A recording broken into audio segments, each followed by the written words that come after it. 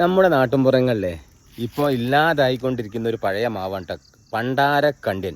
പേരൊന്നുകൂടി കേട്ടോളി, പണ്ടാരക്കണ്ട്യൻ എന്നാണ് പറയുന്നത്. പക്ഷേ ഈ മാവിൻ്റെ ഒരുപാട് പ്രത്യേകതയുള്ള മാവാണ്. ഇത് വലിയ മാവായി പോകും. പക്ഷേ ഇതിന് ഈ കൊമ്പുകൾക്ക് ശിഖരങ്ങൾ പിടിച്ച് കയറി പോകാൻ കഴിയില്ല. എന്താ വെച്ചാൽ വലിയ നീളങ്ങനെ കൊമ്പായിട്ട് പോകും. അതേപോലെ അതിൻ്റെ തലയ്ക്ക് കുറേ മാങ്ങ ഉണ്ടാവും. അതുകൊണ്ട് തന്നെ കൊമ്പിന് ഉറപ്പ് കുറവാണ്. കാറ്റൊക്കെ അടിച്ചു കഴിഞ്ഞാൽ ഉടനടി ആ കൊമ്പ് പൊട്ടി വീകും. അതുകൊണ്ട് പറിക്കാർക്കൊക്കെ വളരെ പ്രയാസമാണ്. മാങ്ങയാണെങ്കിൽ 1 കിലോയിലധികം വെയിറ്റ് ഉണ്ടായിരുന്നു പണ്ട്. ഇപ്പം ആ മാങ്ങയ്ക്ക് വെയിറ്റ് കുറഞ്ഞ 500-750 രീതിയിൽ മാറിയിട്ടുണ്ട്. നല്ലപോലെ കാമ്പുള്ള മാങ്ങയാണ് ഇത്. ശരിക്ക് അണ്ടി വേർപെട്ട് വേഗം കിട്ടുന്ന ഒരു മാങ്ങയാണ്. ഒന്നുകൂടി മൂത്ത് പഴുത്ത് കഴിഞ്ഞാൽ അതായി വരുന്നുള്ളൂ. അതിൻ്റെ ടേസ്റ്റിൻ്റെ ഒരു മാങ്ങയാണ്.